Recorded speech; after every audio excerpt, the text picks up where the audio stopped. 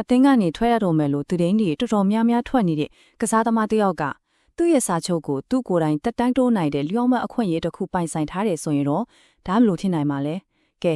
Casemiro ရဲ့ Manchester United ကစားသမားဘဝအနာဂတ်ကိုထိန်းချုပ်ထားတဲ့ဒီထူးဆန်းတဲ့စာချုပ်အကြောင်းကိုအခုပဲအသေးစိတ်လေ့လာကြည့်ကြအောင်ကြားရတာတော့အနေနဲ့ယတိမတန်တလို့ရှိနေပြင်မဲ့တကယ်တော့ဒါအမှန်ပါပဲ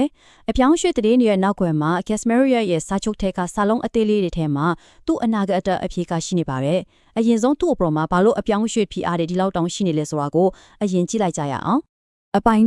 1အပြောင်းအရွှေ့ရှုပ်ထွေးမှုပေါ့ Casemiro ဆိုတာကတော့ကမ္ဘာအကောင်ဆုံးကွင်းလေကစားသမားတွေထဲကတယောက်ဆိုတာအားလုံးအသိပါပဲဒါပေမဲ့အသက်33နှစ်အရွယ်မှာတော့သူ့ရဲ့ United ကစားသမားဘဝဟာရုတ်တရက်မတင်ငင်ထိလာခဲ့ပါတယ်။ဘာကြောင့်များလဲ။ပြဿနာကဒီမှာစတာပါပဲ။တစ်ဖက်မှာသူ့ရဲ့စုဖလားတွေနဲ့ကိနေရဂုံးပုတ်တွေရှိနေပြီးနောက်တစ်ဖက်မှာတော့အသက်အရွယ်ကြောင့်အခြေစွမ်းကျဆင်းလာတယ်ဆိုတဲ့ဝေဖန်မှုတွေနဲ့ရင်ဆိုင်နေရတယ်။ဒီလိုကွာဟာချက်ကြောင့်ပဲကလပ်အသင်းကသူ့ကိုရောင်းထုတ်ဖို့စဉ်းစားနေပြီဆိုတဲ့သတင်းတွေထွက်လာတော့လာပေါ့။ဆိုတော့သူ့အတွက်ထစ်နိုင်ချီရှိတဲ့နေရာတစ်တွေလည်းပေါ်ထွက်လာပါတယ်။လဆန်ငွေအများကြီးပေးနိုင်တဲ့ Saudi League လိုနေရာမျိုးလားနာမည်ကြီးကစားသမားတွေကိုဆွဲဆောင်နေတဲ့ American MLS League က LA Galaxy လိုအသင်းမျိုးလားဒါမှမဟုတ်ကစားသမားဘဝကိုအဆုံးသတ်ဖို့ဇာတိမီဘရာဇီးကိုပြန်သွားမလားဒီဟာတွေအားလုံးကဖြစ်နိုင်ချေကြီးပါပဲကဲအပိုင်းနဲ့လိုဝဲတက်တန်တိုခွင့်ဒါမဲ့လေဒီအပြောင်းရွှေ့တဲ့တင်းဒီအားလုံးကအရန်ကိုအရေးကြီးတဲ့အချက်တစ်ချက်ကိုမေ့နေကြတယ်အဲ့ဒါကတော့Casemiro ကိုလိုင်းထိန်းချုပ်ခွင့်ရှိနေတဲ့လိုဝက်ချက်တစ်ခုပါပဲဟုတ်ပါတယ်အဖေကအပြောင်းရွှေ့ဈေးကွက်ထဲမှာရှာလို့မရပါဘူးသူ့ရဲ့စာချုပ်ထဲမှာပဲနင်းနေခွက်ထားတာပါနာမည်ကြီးတဲ့ Athletic ကဖော်ထုတ်ခဲ့တဲ့အဓိကအချက်ကတော့ဒါပါပဲ Casemiro ဟာဒီယာဒီမှာတတ်မှတ်ထားတဲ့ပွဲထွက်ကစားခွင့်အရေးအတွက်ကိုသာပြည့်မီခဲ့မဲ့ဆိုရင်သူ့ရဲ့စာချုပ်သက်တမ်းကိုနောက်ထပ်တစ်နေ့အလို့အရောက်တိုးခွင့်ရှိနေတယ်ဆိုတာပါပဲဒီလိုစာချုပ်မျိုးကဘယ်လိုအလုပ်လုပ်တယ်လဲဆိုတော့ရှင်းလေးပါပဲကစားသမားတယောက်ကကွင်းထဲမှာတတ်မှတ်ထားတဲ့ပွဲအရေးအတွက်ကိုကစားပေးနိုင်ရင်သူ့စာချုပ်ကကြိုတင်သဘောတူထားတဲ့အတိုင်းအလိုအလျောက်တက်တန်းတိုးသွားမှာပါကလပ်အသင်းဘက်ကဘာမှလုပ်လို့မရတော့ပါဘူးအပိုင်း3မချစ်နိုင်တဲ့လောက်ပန်းတိုင်မှာဒါဆိုဒီအခွင့်အရေးကစာရွက်ပေါ်မှာပဲရှိနေတာလားဒါမှမဟုတ် Casemiro တကယ်ပဲလုပ်နိုင်မှာမလား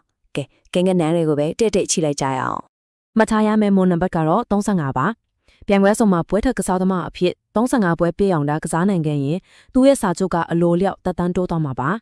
ဒါကသူ့အနာဂတ်ကိုပြောင်းလဲစေနိုင်တဲ့ကဏ္ဍတစ်ခုပါပဲအခြေအနေကတော့တော်တော်လေးအကျိတ်နေပါပဲပန်းနိုင်က35ပွဲသူကစားပြီးတာက18ပွဲဆိုတော့နောက်ထပ်18ပွဲလိုနေပါတယ်အဓိကပြဋ္ဌာန်းတာက United ဟာဖလားပြိုင်ပွဲတွေကနေစောစောစီးစီးထွက်ထည့်ရလို့ယာဒီကုန်းထိကစားဖို့ပွဲကလည်းအတိအကျ18ပွဲပဲကျန်တော့တာပါဒီတော့အခြေခံရှင်းနေပါရဲ့ဒီတက်တန်းတိုးခွင့်ကိုရဖို့ဆိုတာကမဖြစ်နိုင်တဲ့လောက်ပါပဲသူဟာဒိုင်ယာမျိုးမပဲပွဲပဲမခံရပဲကြန့်ရှိနေတဲ့ပွဲစဉ်အလုံးတပွဲမကြံပွင့်ထက်ကစားသမားအဖြစ်ပေါင်းဝင့်ကစားနိုင်မှထင်မှာပါဒါကတကယ်ကိုမလွယ်တဲ့တောင်းဆိုချက်တစ်ခုပါအဖိုင်းလေးပိုကျပြန်လဲမြင်ကပါကက်စမီရိုရဲ့အချင်းကြီးကသူတယောက်တည်းအတွက်ပြဿနာမဟုတ်တော့ပါဘူး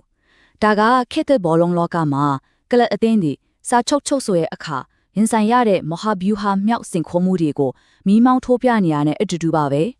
ကလပ်အသင်းတက်တော့ဒါကအကြီးကျယ်ဆွမ်းစားရတဲ့ကိစ္စတစ်ခုပါသူတို့ဟာကစားသမားကိုလက်စားအများကြီးပေးယုံတယ်မကပဲအသက်အရွယ်ကြောင့်ခြေစွမ်းကျလာနိုင်တဲ့ကစားသမားတစ်ယောက်ကိုရေရှည်ဆက်ထိန်ထားရမယ့်အန်ဒီယန်နဲ့ရင်ဆိုင်ရပါတယ်အရေးကြီးဆုံးကတော့စာချုပ်ရဲ့ထိန်ချုပ်ခွင့်ကကစားသမားရဲ့ခြေစွမ်းပုံမှာမူတည်သွားပြီးအတင်းရဲ့လက်ထဲကနေလွတ်ထွန့်သွားတာပါပဲဆိုတော့နောက်ဆုံးမှဒါဟာနှစ်ဦးနှစ်ဖက်အန်တရဖီအားများတဲ့အခြေအနေတခုဖြစ်လာတာပေါ့ကလပ်အသင်းကငွေကြေးရဆွန်းစားရတယ်လို့ကစားသမားကလည်းကွင်းထဲမှာတူတန်ဖို့ကိုအမြဲတမ်းသက်သေပြနေရပါတယ်ဒီတော့နောက်ဆုံးမိခွန်းတစ်ခုမေးစရာရှိလာပါတယ်ကစားသမားကိုရောကလပ်အသင်းတို့ပါတာဝန်ယူမှုရှိစေတဲ့ဒီလိုခြေစွမ်းအပေါ်အခြေခံတဲ့စာချုပ်တွေဟာဘောလုံးလောကရဲ့အနာဂတ်စာချုပ်ပုံစံဖြစ်လာနိုင်မလားဒီအကြောင်းအရာကတော့ဆက်လက်ပြီးစိတ်ဝင်စားစွာဆွေးနွေးသွားရမယ့်ခေါင်းစဉ်တစ်ခုအဖြစ်ချန်ရှိနေမှာသိကြပါတယ်